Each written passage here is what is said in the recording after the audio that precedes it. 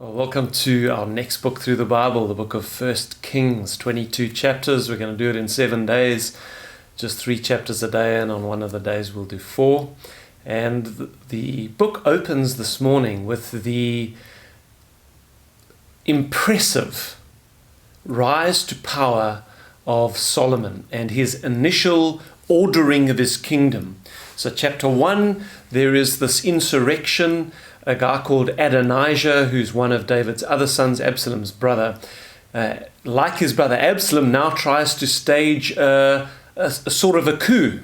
David is old, they can see he's dying, and Adonijah tries to get the jump on all of the other brothers and on Solomon in particular, because he knows that the Lord has promised Solomon the kingdom, and he gets Joab, David's general, on his side. He gets one of the 2 priests. So the priests were Abiathar and Zadok.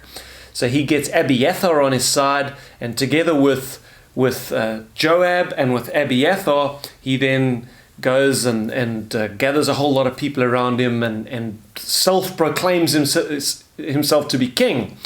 Nathan the prophet then comes to Bathsheba, Solomon's mother, and says to her, listen, this thing is not going to turn out well for you or your son Solomon. If Adonijah does in fact succeed in becoming king, he will execute you and Solomon because he knows you're a threat.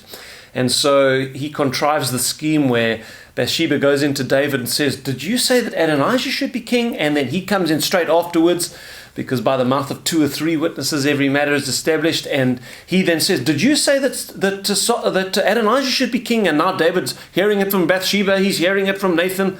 Even though it was a little scheme of Nathan's, he's thinking, hang on a second, this thing's taking off and I need to deal with it.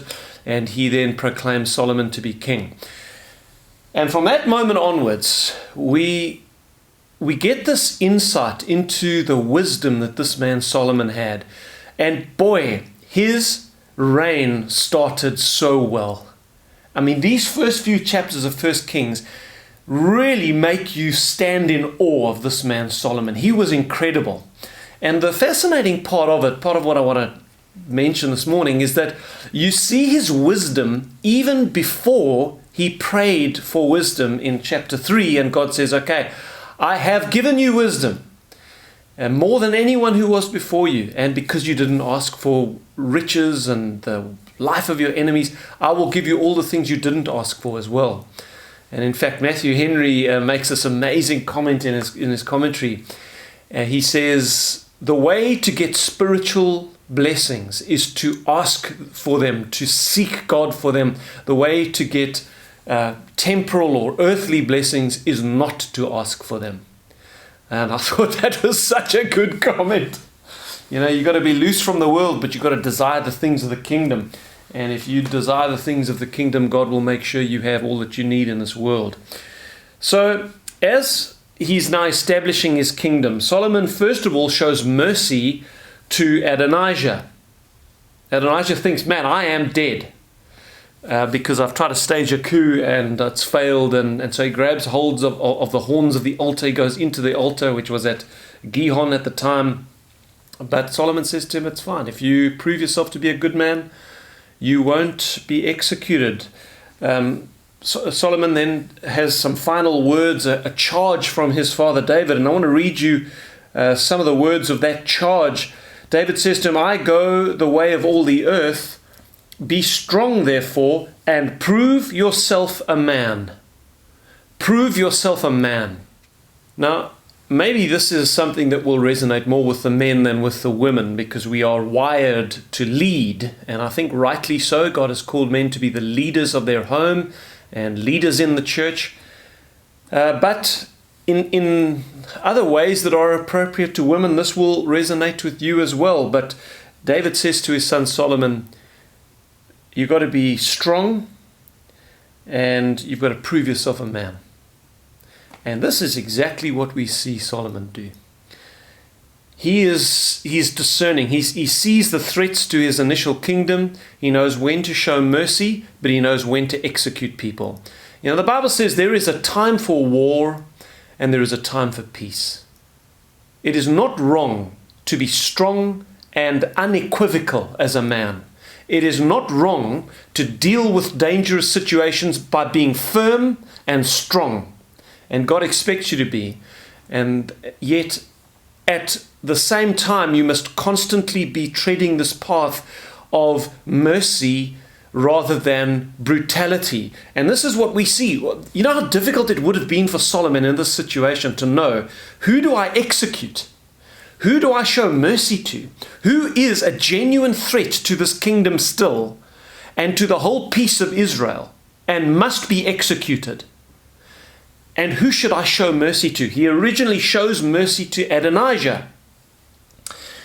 Then we see him show mercy to Shimei, that man that cursed David those many years before when David was fleeing Jerusalem to go to Mahanaim when Absalom was staging a coup. And Shimei was throwing stones at him and cursing his family. And even though David had said to Solomon, you know that man Shimei, he cursed me. Don't let his grey hair be brought to the grave in peace, but in blood. David wanted vengeance on him, but Solomon in the beginning doesn't want to do that. He resists his temptation just to shed the man's blood out of anger and sort of defending his own family name. And he shows mercy to the guy. He says, okay, stay in Jerusalem. If you leave Jerusalem, your blood is on your own head. But while you stay in Jerusalem, I won't execute you. So he's shown mercy to two people now, Adonijah and Shimei. What is not spoken, but as we gather later, he's also shown mercy to the two other conspirators in Adonijah's coup, Joab, the general, and Abiathar, the priest. He decides to show mercy to them. Mercy triumphs over judgment, and so he does not execute them. But then Adonijah commits a fatal flaw. He goes to Bathsheba, Solomon's mother, and he convinces her to go and ask Solomon for the hand of this woman, Abishag the Shunammite, in marriage. Now, yes, she was a beautiful, lovely young woman, but that's not why he asked. And Solomon sees through this request. You see, this young woman was the woman that they brought to David when he was old to lie in his bed with him to keep him warm. And when Adonijah asked Bathsheba to ask Solomon to give her to him as a wife, there were one of two reasons for this. It could be just that she was a beautiful young woman and he liked her and he wanted to marry her, or there could have been a deceptive agenda behind this. And now we see Solomon's wisdom. He sees through this request. And he immediately says to his mother Bathsheba when she asked him, well, why don't you ask for the kingdom for him as well? And for Joab and for Abiathar. You see, he sees through it and he knows the reason Adonijah is asking for this woman's hand in marriage is he knows that this woman was associated with my father David, and then if he marries her, it may resurrect his chances, his designs for the kingdom. And he sees the threat. And now, man, you see Solomon go into another gear now. He deals with this thing swiftly and effectively. And it's not only Adonijah that he executes, because he now sees this threat of their designs for the kingdom is not yet over. I've shown mercy to all three of them. And so Adonijah, not only did he do this at the cost of his own life, but shortly afterwards, in fact, directly afterwards, we see Abiathar. He would have been executed, but Solomon shows him mercy because he carried the ark of God.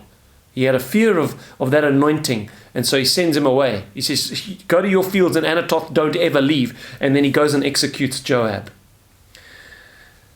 And then it's only after that, the point I'm wanting to make here this morning, well, there's many points, but one of them is we see Solomon insightful, knowing when to be merciful, when to be strong and unequivocal and show decisive leadership, when to be willing to go to war, and when to know when to be at peace. And I want to tell you, particularly you men out there, you need to know when to go to war. There are times to go to war, and you need to be willing to do it unequivocally.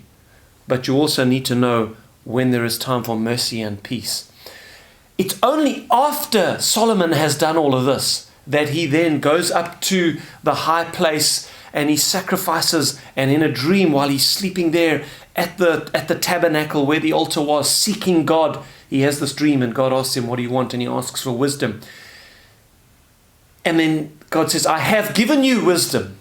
It's almost like God says, you've already got the wisdom you asked for. You just need to trust that that I have given you this wisdom, and I will continue to give you this wisdom. And because you've asked for wisdom, I'm going to give you all the things you didn't ask for. And that ties into one of the previous devotions we've done, that you need to trust when you seek God for wisdom and ask Him for wisdom, that it is being given to you from the inside out. Solomon already had the wisdom of God. He just was insecure in it. I mean, he's busy taking people's lives. He's executing men. And then he is showing mercy to others. I mean, the stakes were pretty high, and he was insecure, and he was saying, God, I am trying to do my best here, and I don't know whether what I'm doing is right or not. And I need you to just help me. And God says to him, don't worry, I have given you wisdom. And I want to encourage you in that today, as you seek God, as your first priority is seeking God and spending time in prayer and being alone with Him, being at the altar, as David was, as Solomon was when he went up to Gihon. When you spend time with Him at the altar, then when you are at the bar or at the bench, where we see Solomon next, when he's judging, that's where a judge sits, at the bench. We see him judging these two prostitutes, and boy, how good he looks there. But he looks so good there because he was first at the altar seeking his God. And so I want to encourage you, my gentlemen friends and ladies, to whatever extent you resonate with this. There are times for war, there are times for peace. There are times for being unequivocal and strong, and there are times for being merciful.